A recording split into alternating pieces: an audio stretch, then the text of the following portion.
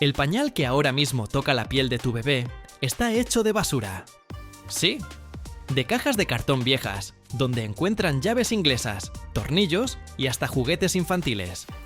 Si eres mamá o papá y piensas que un pañal es algo estéril, hecho desde cero, ahí está el problema. Nace en una línea de cientos de millones de euros, donde cada día llegan cientos de camiones con basura. Miles de toneladas de papel usado al día. ¿Y sabes qué es lo más brutal? Un solo tornillo en esa masa rompe un equipo que cuesta como un jet privado. Tuberías del tamaño de una persona. ¿Cómo una pila de cartón sucio se convierte en fibra estéril junto a la piel de tu hijo? ¿Y por qué es el control de calidad más extremo del mundo? Te muestro todo el proceso, hasta la última micropartícula.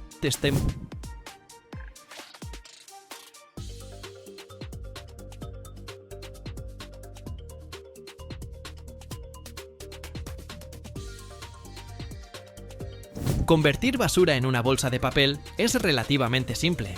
Convertir basura en un material que va a tocar la piel de bebés es otra historia completamente diferente. Cada fibra tiene que pasar docenas de controles. La más mínima contaminación puede detener toda una línea de producción que vale cientos de millones de euros. Entonces, ¿cuál es la solución? La primera etapa parece bastante rutinaria. Cientos de camiones llegan cada día a las instalaciones de la planta con papel reciclado. Desde arriba parece una pequeña ciudad hecha de montañas de papel. En solo 24 horas pueden recibir varios miles de toneladas de materia prima reciclada. Y todo se ve igual de caótico. Cajas, periódicos, folletos publicitarios, empaques de electrodomésticos e incluso viejos documentos de archivo. ¿Cuál es el secreto? Los diferentes tipos de papel reciclado contienen fibras de distintas longitudes. Y de la longitud de las fibras depende la resistencia del material final. Por eso lo primero que pasa después de la descarga es la clasificación.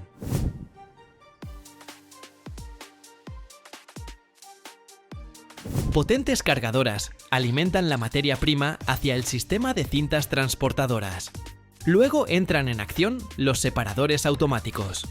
Estos atrapan grapas metálicas, etiquetas de plástico, trozos de film y todo lo que no debe pasar a la siguiente etapa. Un simple tornillo que quede accidentalmente en el flujo puede dañar equipos que valen como un buen jet privado. Por eso el control aquí es casi paranoico. Después de la limpieza, el papel llega a enormes hidropulpers. Para decirlo simple, son gigantescas tinas de acero llenas de agua. Dentro giran potentes rotores que literalmente desgarran el papel en fibras individuales. En pocos minutos, en lugar de cajas y periódicos, lo que veo es una masa gris y espesa, como una papilla extraña. Una muy parecida hacía mi tía Mary, que descanse en paz si es que hay un más allá. Yo me quedaba sentado frente al plato, cabizbajo, hasta que mamá volvía del trabajo y me llevaba a casa. Cuéntenme, ¿quién más tuvo un trauma con la comida en la infancia?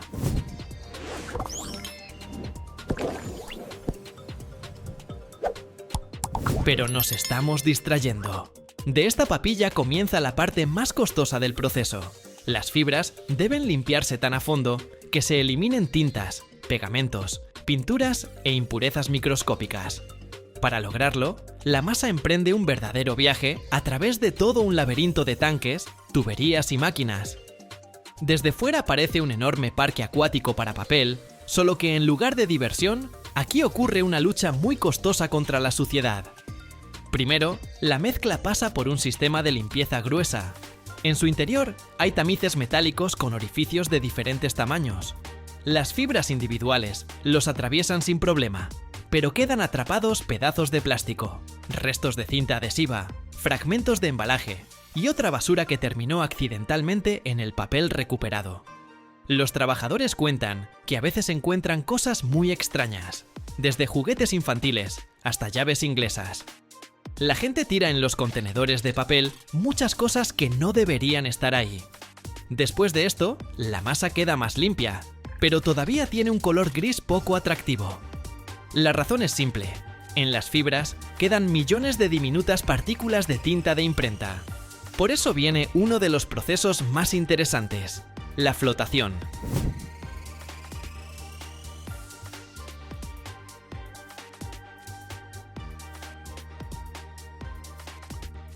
Estoy junto a enormes tanques de varios pisos de altura. Dentro, un líquido gris burbujea sin parar. En la parte inferior, inyectan aire, que se transforma en incontables burbujas diminutas.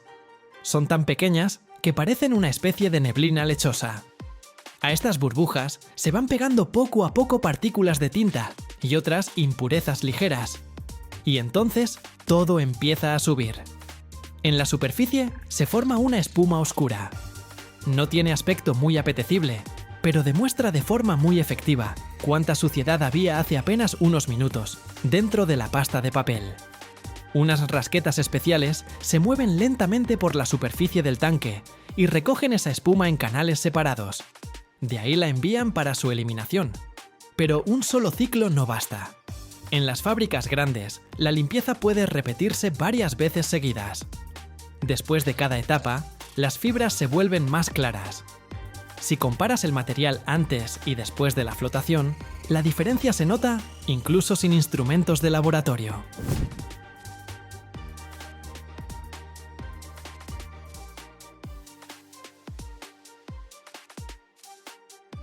Luego comienza la filtración fina. Aquí entran en acción equipos capaces de retener partículas de fracciones de milímetro. El flujo pasa bajo presión a través de numerosas pantallas y filtros. Cualquier residuo de pegamento, cera o película plástica debe ser eliminado. Para la producción de materiales, que luego se usarán en pañales, los requisitos son especialmente estrictos. Si quedan demasiadas impurezas, esto afectará la suavidad, la resistencia y hasta la apariencia del producto final. Lo más impresionante es que todo este proceso ocurre casi sin parar. Ves tuberías del tamaño de una persona, por las que cada minuto pasan toneladas de pulpa de papel, y entiendes la magnitud. Aquí no se limpia un balde de materia prima, ni siquiera un camión. Aquí se limpian ríos enteros de fibras futuras. Y cada minuto de operación cuesta una fortuna, porque todas esas bombas, tanques, compresores y sistemas de control funcionan las 24 horas.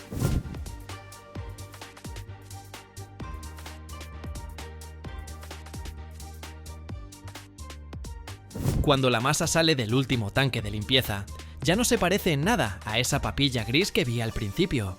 Se vuelve mucho más clara, uniforme y bastante más limpia. Justo en ese momento, empiezas a entender por qué reciclar papel para este tipo de productos se considera uno de los desafíos más complejos de la industria. Convertir una caja vieja en una caja nueva es relativamente fácil. Convertirla en un material que terminará formando parte de un pañal para bebé, eso ya es otro nivel de exigencia. Desde afuera todo se ve bastante tranquilo, pero detrás de cada tanque hay años de investigación. Los fabricantes de pañales no pueden permitirse ni la más mínima variación en la calidad de las fibras.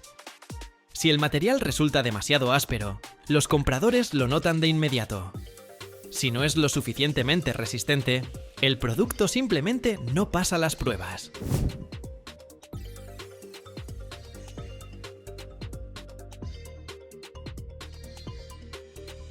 Después de la limpieza, las fibras se blanquean y se secan. Es justo en este momento cuando cuesta creer que lo que tengo frente a mí es el mismo papel que hace unas horas llegó aquí en forma de cajas viejas y folletos publicitarios. El material se vuelve claro, uniforme y adquiere las características necesarias para la siguiente fase de producción. Pero incluso ahora, todavía no está listo para convertirse en un pañal. Lo que sigue es la creación de una capa absorbente especial, responsable de absorber la humedad. Y es aquí donde aparece una de las partes más tecnológicas de toda la línea. La velocidad del equipo es tal que ciertas secciones de la línea de producción fabrican cientos de productos por minuto. Y si tan solo un sistema falla, las pérdidas pueden alcanzar decenas de miles de unidades en cuestión de minutos.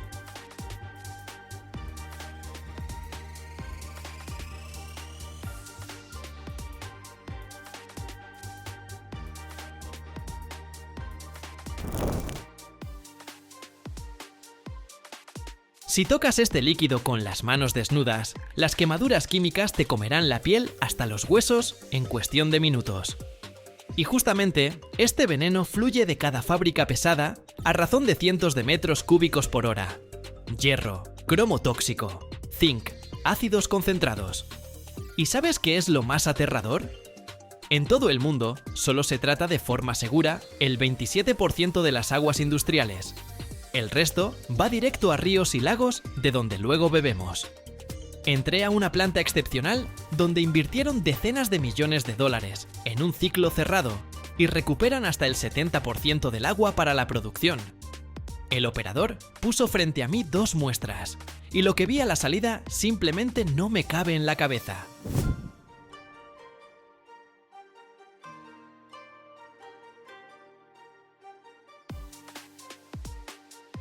Un solo error en el proceso y las toxinas regresan a la naturaleza o a los pulmones de los trabajadores.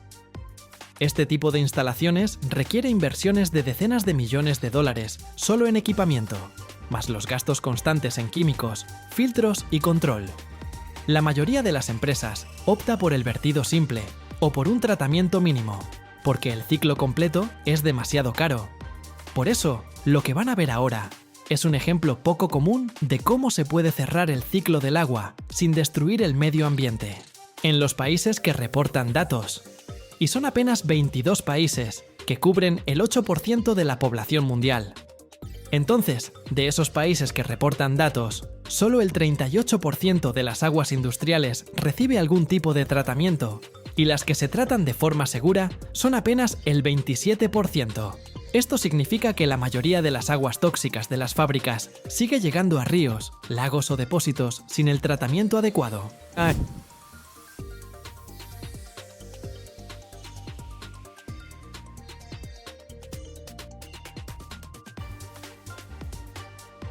Llegué muy temprano en la mañana, cuando todavía había una ligera neblina sobre el área, y las bombas ya rugían a plena capacidad. El olor aquí es específico, una mezcla de metal, químicos y algo pesado, industrial. Vamos a recorrer juntos la planta, yo los guío.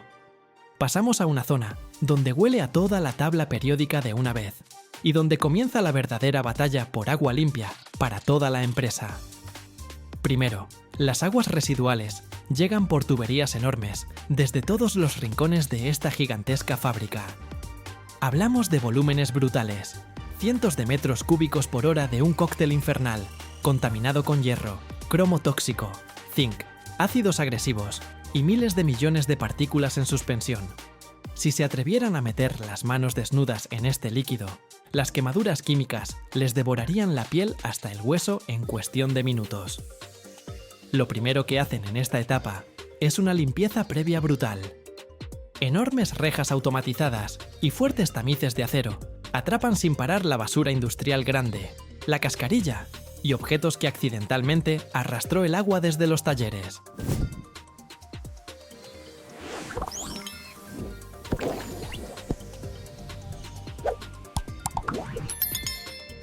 Luego, esta mezcla turbia y agresiva bajo presión va hacia enormes piscinas, donde las partículas pesadas se van asentando lentamente en el fondo por gravedad. Los trabajadores aquí llaman a esto sedimentación primaria. Unos raspadores radiales especiales que giran sin parar por el fondo de estos lagos artificiales van retirando buena parte de los residuos sólidos, a veces decenas de toneladas de lodo tóxico al día. Ese sedimento sucio luego se deshidrata y se prensa porque está lleno de metales que se pueden volver a usar. Todo este proceso funciona sin parar las 24 horas, porque la depuración industrial del agua y la ecología de las grandes plantas no perdonan ni un minuto de debilidad. Si estas instalaciones de tratamiento se detienen, la planta simplemente se ahoga en sus propios residuos, y las multas de los organismos ambientales sacan de inmediato millones de euros del bolsillo de los dueños. Estamos parados justo al borde de un depósito de hormigón, donde el aire está impregnado de una niebla ácida y pesada, y aquí entiendes claramente por qué la reutilización del agua no es una moda, sino una cuestión de supervivencia financiera de toda la operación.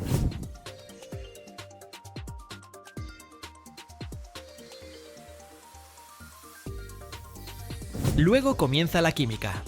Se agregan coagulantes y floculantes, sustancias especiales que hacen que las partículas pequeñas se peguen formando grumos más grandes. Después, Estos grumos se asientan en el fondo o se elevan con aire hasta la superficie para retirarlos. Se ajusta la acidez del agua para que los metales precipiten como sedimento. Esta es la etapa donde todo puede salir mal. Si la dosificación no es correcta, o la contaminación permanece, o se desperdician millones de dólares al año en químicos innecesarios. Después de la limpieza inicial, el agua se ve más limpia, pero todavía no es apta para ser reutilizada. Pasamos a la etapa biológica. En enormes tanques de aireación, el agua se satura con aire y bacterias especiales que devoran la contaminación orgánica. Las bacterias trabajan como pequeñas fábricas, descomponen lo que la química no pudo eliminar. El ruido de los aireadores es tan fuerte que hay que alzar la voz. Este proceso dura horas, a veces días, dependiendo de la carga.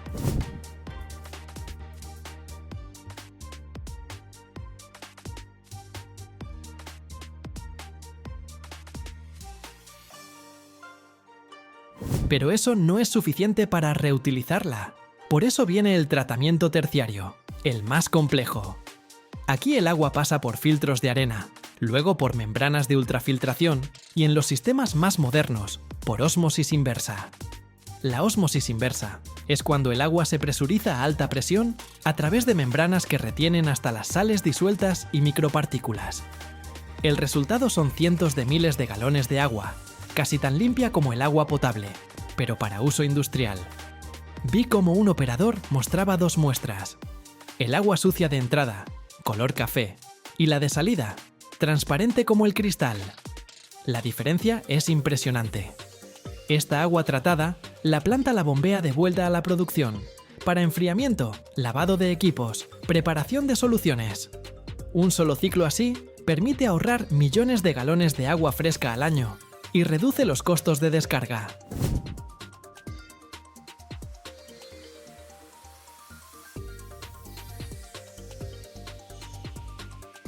Por supuesto, también hay residuos.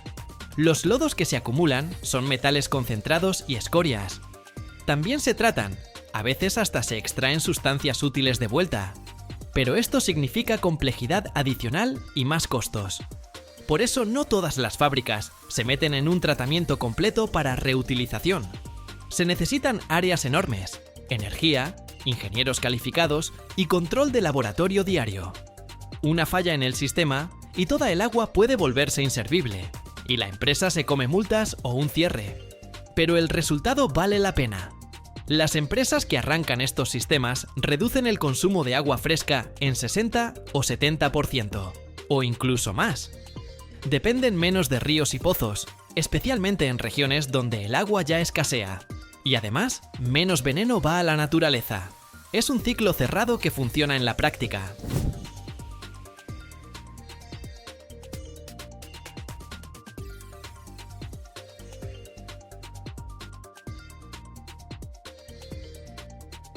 En la Unión Europea, la industria genera más de 25.500 millones de metros cúbicos de aguas residuales al año.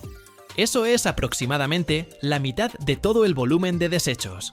Y sin embargo, solo se reutiliza alrededor del 2,5% del agua tratada. El potencial es mucho mayor. Se podría devolver al ciclo muchísima más agua. Voy a quedarme un momento junto a los filtros finales para mostrarles cómo se ve el agua que ya está lista para volver a usarse. Amigos, si trabajan en alguna planta industrial o simplemente les interesa saber cómo funcionan estos procesos, déjenme en los comentarios qué fábrica quieren ver la próxima vez. Tal vez un gigante metalúrgico o un complejo químico. Suscríbanse, denle like si aprendieron algo nuevo y nos vemos en el próximo recorrido. Cuídense y cuiden el agua.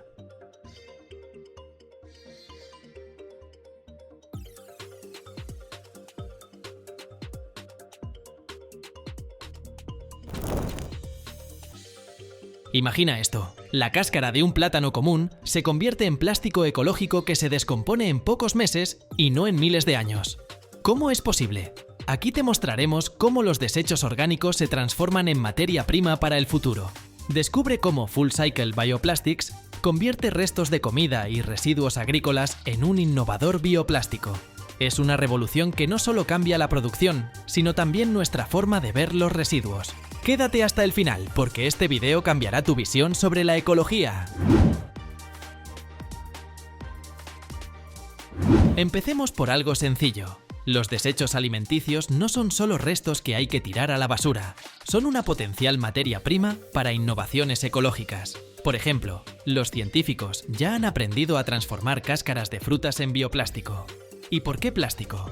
Porque es un material que usamos todo el tiempo, pero rara vez pensamos en lo difícil que es deshacernos de él.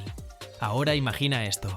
Una bolsa de plástico común puede tardar entre 400 y 1000 años en descomponerse. ¿Y el bioplástico hecho de cáscaras de plátano? Solo unos cuantos meses. Y lo mejor de todo, sin dañar el medio ambiente. Full Cycle Bioplastics ha desarrollado una biotecnología patentada que convierte desechos orgánicos, como restos de comida, subproductos agrícolas y papel o cartón contaminado, en polihidroxialcanoatos, un bioplástico biodegradable y compostable. La empresa utiliza una variedad de desechos orgánicos, incluyendo residuos alimenticios no comestibles y subproductos de la agricultura. Full Cycle Bioplastics se enfoca en aprovechar desechos orgánicos que generalmente se consideran inutilizables o no reciclables. Entre estos, destacan restos no comestibles como cáscaras de plátanos, naranjas, papas, residuos de café, huesos de frutas, y vegetales o frutas dañadas que no pueden venderse.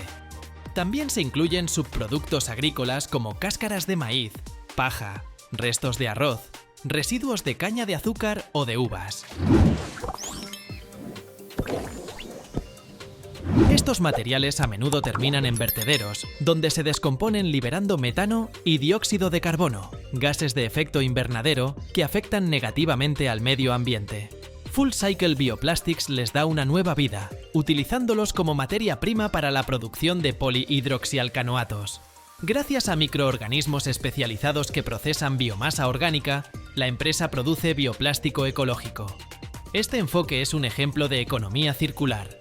Los recursos que normalmente se perderían regresan al ciclo de producción, reduciendo la dependencia de materiales fósiles y el impacto ambiental.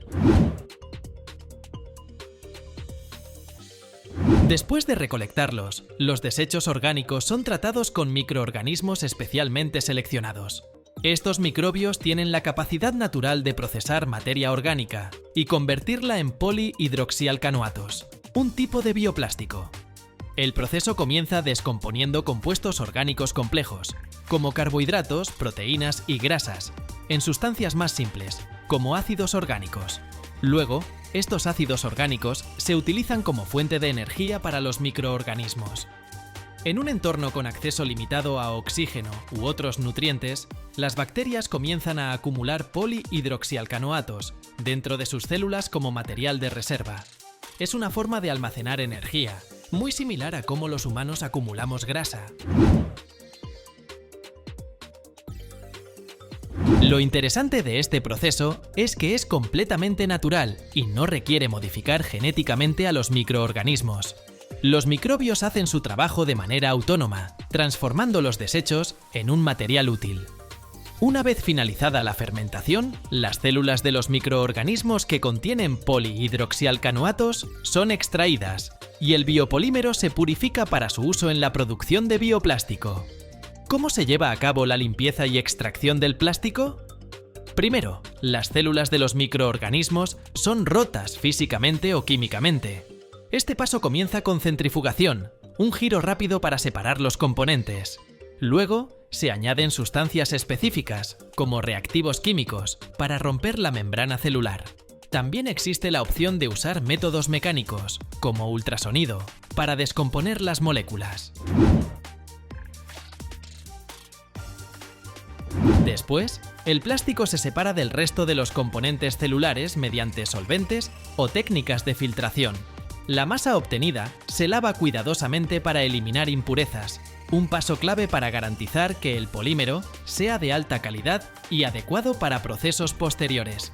En la etapa final, los polihidroxialcanoatos son secados y convertidos en polvo, gránulos u otras formas aptas para la fabricación de bioplásticos. Cuando el proceso de purificación termina, los polihidroxialcanoatos están listos para transformarse en algo realmente asombroso. En enormes cámaras de secado que parecen laboratorios futuristas, la magia microbiana se vuelve tangible. Dentro de estas cámaras, el material se asienta lentamente mientras se evapora la humedad residual. Al principio, el polihidroxialcanoato parece una densa suspensión blanca, similar a un líquido lechoso. Pero aquí comienza la magia. Con un calentamiento uniforme y corrientes de aire controladas, el material empieza a cambiar su textura. Poco a poco, se seca y se transforma en pequeños gránulos o un fino polvo. Mira cómo se ve esto a gran escala. Miles de gránulos brillantes, como perlas, se deslizan suavemente por cintas automáticas o se acumulan en enormes contenedores. Este proceso no solo es fascinante, sino también hipnótico. Los gránulos brillan bajo la luz y el polvo flota como ligeras nubes mientras se transporta al siguiente compartimento. Todo esto es un ejemplo perfecto de armonía entre tecnología y naturaleza, un equilibrio ideal entre ciencia y estética. ¿Sabías que incluso puedes hacerlo en casa? Aquí tienes una mini guía para experimentar. Toma una cáscara de plátano y sécala bien. Luego, tritúrala en una licuadora o manualmente. Agrega un poco de almidón, vinagre y glicerina. Calienta la mezcla y dale la forma que desees, ya sea una placa o cualquier figura. Ten cuidado al calentar la mezcla y sigue las normas de seguridad. Deja que se enfríe y se seque.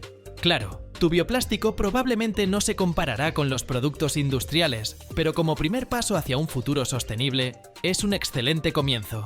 Además, puedes hacerlo con los niños para convertirlo en una actividad divertida y educativa.